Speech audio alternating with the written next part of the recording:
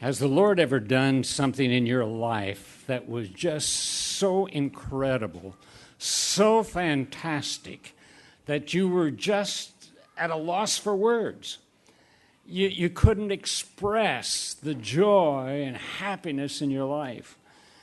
Have you ever had that experience?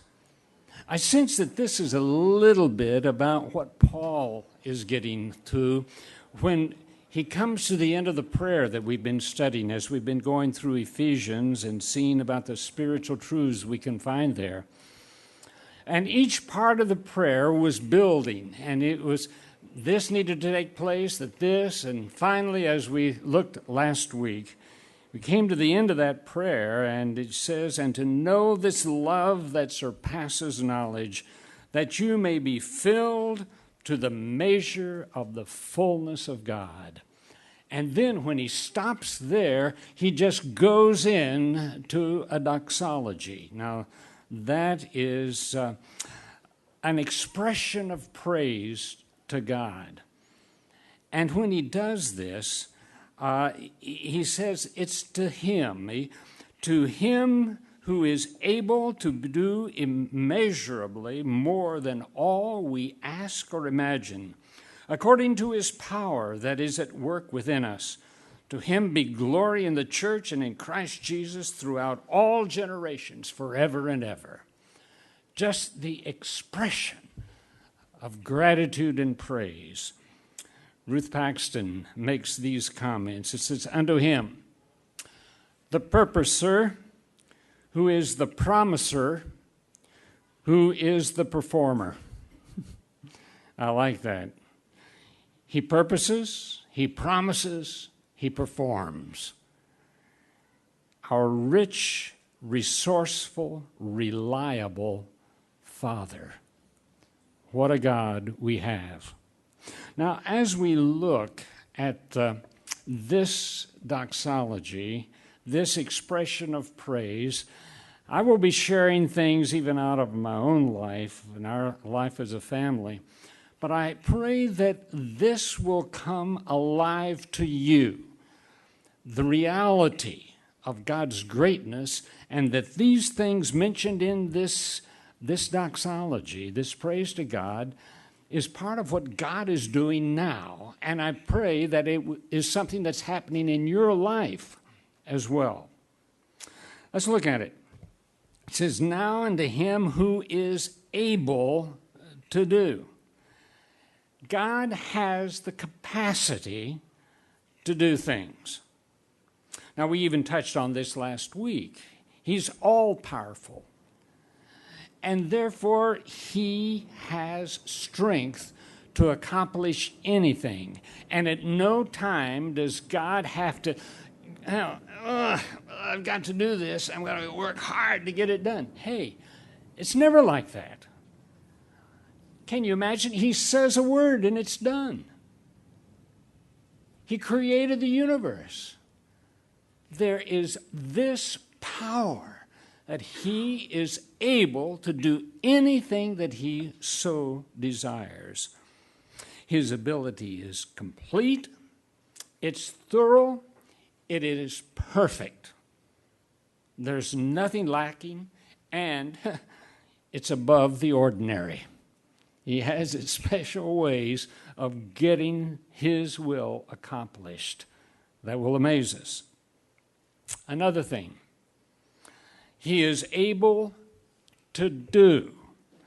It's not just that he has the ability, he does things. He does things continuously, and the passage here, it refers to what he does repeatedly. He keeps on doing things. He is always doing and manifesting his power. There was a young man I'm reminded of back he was in high school at the time I was pastoring in Oklahoma.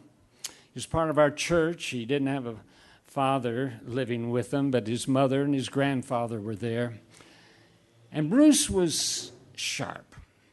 He had a good mind, but he would never apply himself. And it was so discouraging. it just seemed that, Bruce, get your act together. Come on, the Lord's gifted you with the ability to think, to use your mind. Why don't you use it? Why is it that you just go on?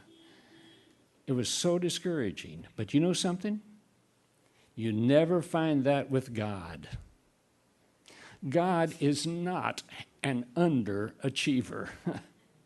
In no way. And you probably know some people who are underachievers, and you want to root for them. You want to shake them up and get them moving. You don't have to worry about God about that.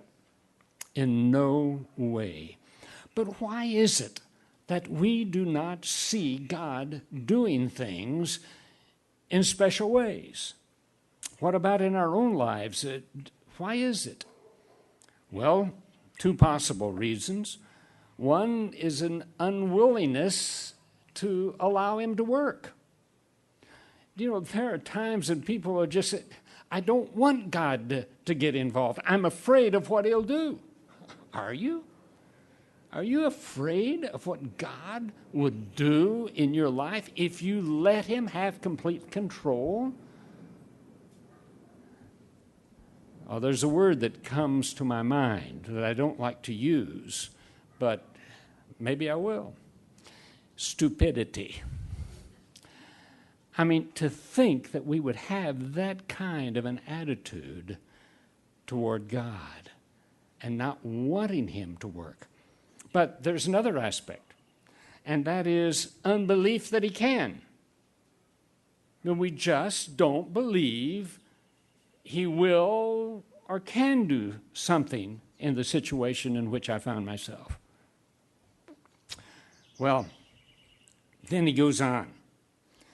He is able to do immeasurably more than all we ask. And so regardless of what we would ask, God can do even more than that.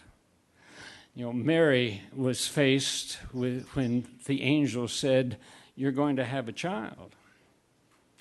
And she said, "How can this be? I don't even know a man." And the angel said, "With God, nothing shall be impossible." Do you believe that? Nothing shall be impossible. And you probably are thinking, yes, but Lord, you don't know all my situation because I've got an impossible situation. Is that right? And we kind of feel that way toward him. After Pastor Nathaniel, graduated from high school, he took 2 years to go to serve with Operation Mobilization and served on the the Doulos ship. And when they were having an international night in Zamboanga in the Philippines, most of you probably know about the fact that there was a terrorist attack. There were 2 hand grenades thrown. One landed just below the pulpit but did not go off. If it had, no telling how many children would have been killed and others injured. The other landed backstage and landed about 6 feet away from Nathaniel. And his boss realized, who was standing by him, realized what it was, threw himself upon Nathaniel and kind of knocked him away. But the grenade exploded. Nathaniel's partner that night was killed. Another girl was killed. There were 2 killed, 36 injured, 20 of them seriously.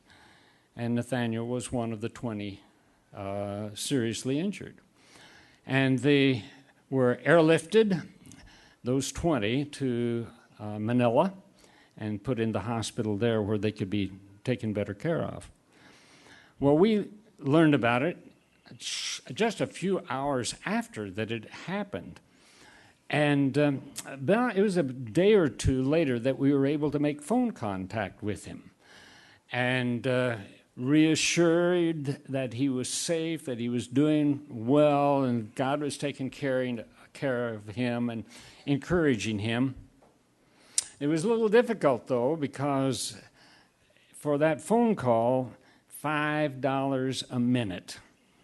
And so, but forget about the cost. You're going to talk. Well, we were praying for him, and about a week and a half later, Mary called me here at the office and said, honey, I just feel that one of us at least ought to go and to be with Nathaniel, and maybe even be able to minister to those on board a ship, because that's been quite a tragic thing that has happened. And I said, well, we don't have any money to do that, but let's pray. So we just asked the Lord, said, Lord, if you want us to go, to one of us to go there to be with Nathaniel, you'll need to provide the way. And we're just trusting you and leaving it in your hands. 20 minutes later, I got a call from a woman, a Brazilian, who is not a member of our church, didn't attend here. And she said, Bill, I was just having my devotions and my Bible opened up to the map of the world, and the Philippines is a long way off. Mary needs to go to see Nathaniel. I've already called Varig Airlines. I know everything about the costs. I said, well, you call her. And so Mary answered the phone, and the woman said, pack your bags, you're going to see Nathaniel. Well, it was a fantastic time. In fact, I called into Germany at the headquarters of OM and told the plans, and I still remember the voice of the gal on the line when I said that Mary was coming. She said, that's super. They kept it a secret from him, and she arrived, and he was going for a second helping in the dining hall when his mother walks in, quite surprised. But there were other things. Catherine, at that time, was considering marriage and planning a wedding, and Mary was able to stop on the way back to Brazil to help her out a little bit. But then there were also miles that were accumulated, which meant that she could go back and help even more with the preparation of that wedding. More than you can ask, and he does the special things. But then it says also, more than all we ask or imagine. Now, the word is translated sometimes to understand, the other thing to think. More than we can even think of or imagine about, God will do such things immeasurably more than we can imagine. Well, when Catherine, our daughter, was graduated from high school, she decided to take a gap year and attend a Bible Institute, or enter one of the Cape and Ray schools that had been set up by Major Ian Thomas, and that was in Austria. And she had received gifts for her graduation, so she saved that with the idea of buying a Eurail pass to be able to visit Europe after her semester of studies. We got a call from her just before she was to travel, and she said, Daddy, I'm getting ready to travel in 3 days, but I'm not really excited about it. I said, how come? I'm planning to travel with these two girls, and I see problems. One has a lot of money and wants to stay in the hotels, and I can't do that. The other wants to hitchhike, just pick up rides. She said, I'm not about to do that. And I could see, Catherine with her spiritual gift of showing mercy. I mean, that was not the type of a thing that she was going to be comfortable with at all. So I said, well, look, Catherine, you don't have to travel yet. You can take more days, maybe a couple of weeks before you travel. And she said, well, now you know what I really want and what I'm praying about. What's that? For somebody to come and travel with me. Oh, what do you mean? Well, June Overholt, or maybe my brother John, Or you or Mother? I said, Catherine, forget it. I mean, but, and then she said, Daddy, God can do that. Well, okay, kind of shook me up a little bit. At least that was true. I knew that, but the likelihood, no. So we prayed, and 2 days later, I get this call from John, our son. He said, are you seated? I said, yes. He said, I have just received an anonymous round-trip ticket to Europe to travel with Catherine. Should I do it? Well, I said, well, you need to check it out. What about your schooling? He said, well, at Wheaton, they're now on the semester program, but when we were just on the quarter system, they even recommended that you take a quarter off and do something else, and there'd be no opposition to dropping out for a semester. I said, well, don't you have some responsibility with the choir? I said, yes, I'm supposed to be the business manager of the choir this year, but said, well, check that out and see about it. Talk to your pastor. Call your grandmothers. Just get the feel of it and call me back. That night he called. And he said, Dad, everybody is saying go for it. No problem about the choir. And everyone said take advantage of it. But there's one problem. You see, the deadline for dropping out of school without penalty was today. So that means as I go to the business office to drop out of school, I'll have to pay a financial penalty. I won't get all my money back. I said, well, that's okay. We feel that God's leading, and so go ahead and pay the penalty. He calls back the next day and says, Dad, the computers were down in the business office yesterday, and they extended the deadline 1 day. So he got all of his money back. And, of course, John is the historian. That was his major. Catherine's the photographer. And they had a fantastic time traveling Europe for a couple of months. And I think, if I remember correctly, it was a little over $9 a person that they spent. And finally, they jokingly got through that. And they looked at each other. And one of them said, am I thinking the same thing that you're thinking? I think so. I'm tired of you. But the special things, even the extra things that God would do, we don't imagine. Some things that we could talk to the Lord about and expect from Him. We think, no, He wouldn't be interested. He wouldn't do something like that. But He has that special way of, as a friend of mine said, is always giving us the dessert. You know, we don't need the dessert, but boy, we love it when we get it. Huh? But then he says also, according to His power that is at work within us. These things that He does, as we talked even last week, God lives in us and is at work in us. Are you aware of the fact that God is working in your life? For instance, are you seeing attitudes changed? Are you seeing your response to different situations? Does something happen to you and you think, boy, if that had happened to me a year ago, I just cringe to think how I would have reacted. But God's doing something in me. What about the power of temptation that you have seen, that now things that used to just throw you for a loop now do not have that same kind of power over you?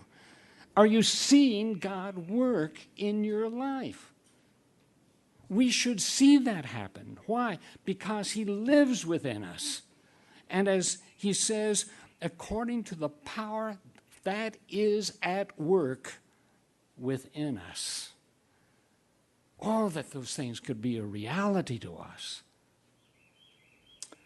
And then He says, "To him be glory in the church and in Christ Jesus throughout all generations, forever and ever. Amen." Generation after generation. Now, this was written over 2,000 years ago. And you know, every generation would have its own story of the greatness of God, the power of God, the answers to prayer, the manifestation of his greatness. Every generation. And specifically, he says, and in the church. Our son-in-law is pastor of the Church of the Resurrection in Glen Ellen, Illinois, just outside of Wheaton. It's a church that does not have a building. They run over 900 a Sunday. They have 2 services. It's, according to the newspaper that I read, it is the second church of choice of Wheaton College students. And to get there, they have to have transportation because it's way too far to walk. So they've been without a building. Well, a little over 4 years ago, they discovered a piece of property that was beautiful. In fact, we went out to see it, even with John, before he died. And it had a pond, kind of a little lake on it, and beautiful. And the owner wanted the church to be able to get it, and the price was a little over $3 million just to buy the piece of property. Well, the thing was, there were a group of people that did not want a church to get that property. And they did all that they could to keep it from happening.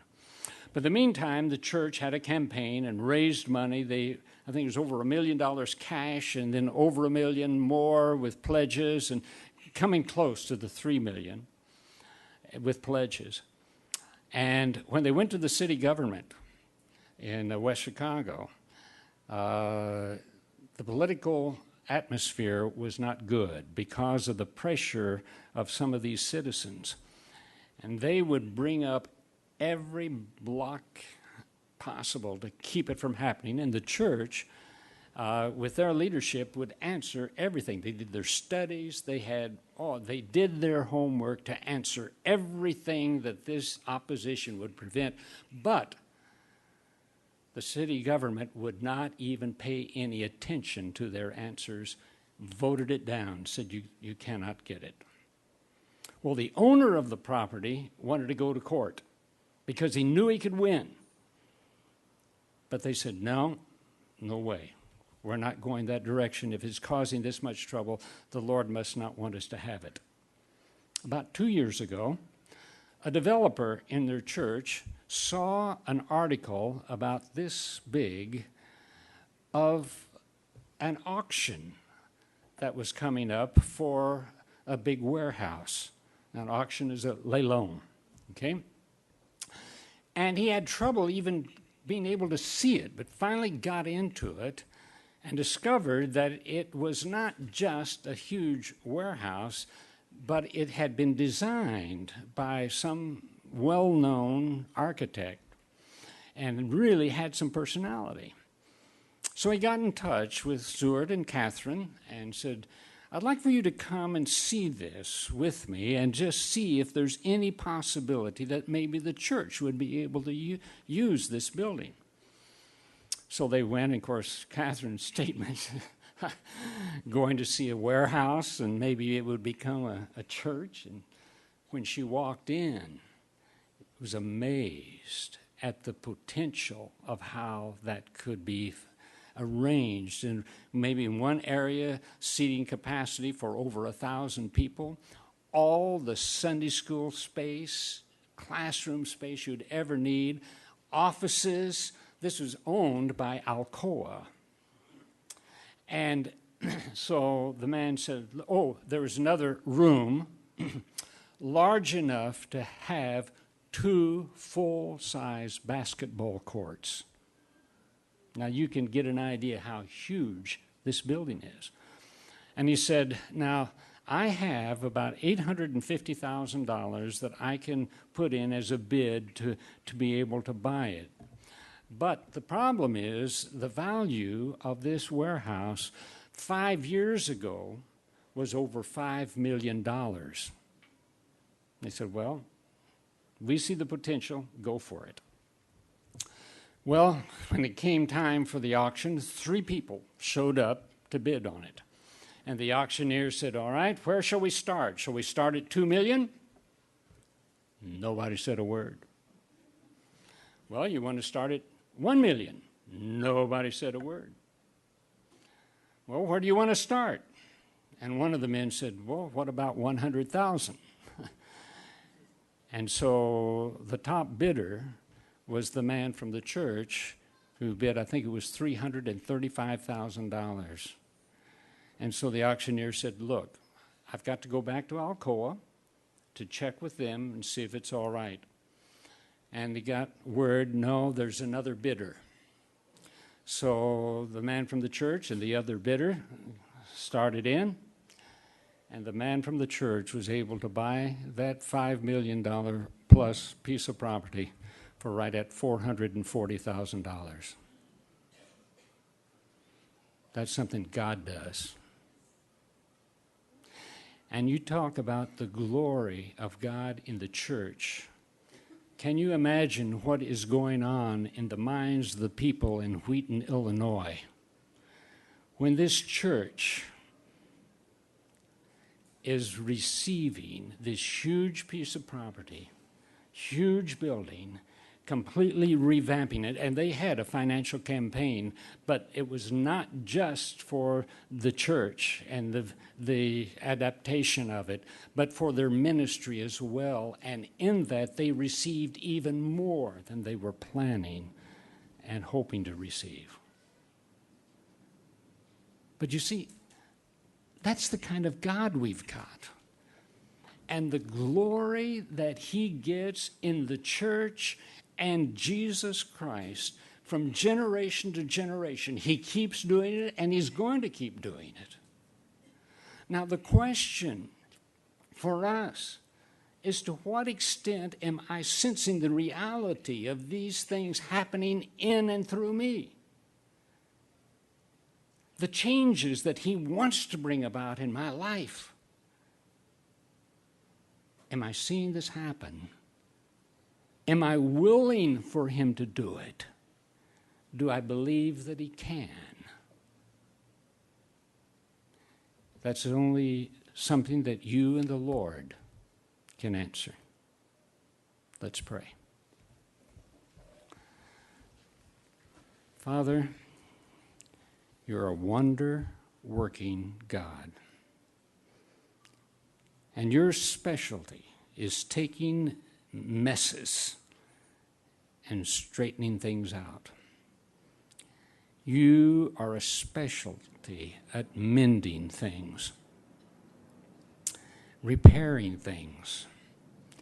Father, we just ask that the reality of this that Paul wrote in this doxology might become more and more a reality in our lives.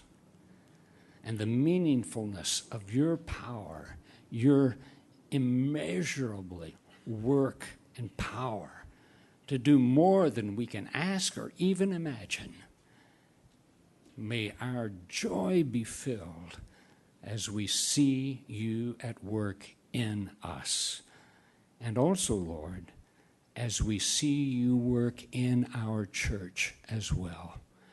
And may this church be one that would bring you glory throughout this community, this city, state, country, around the world. For it's in your name we pray. Amen.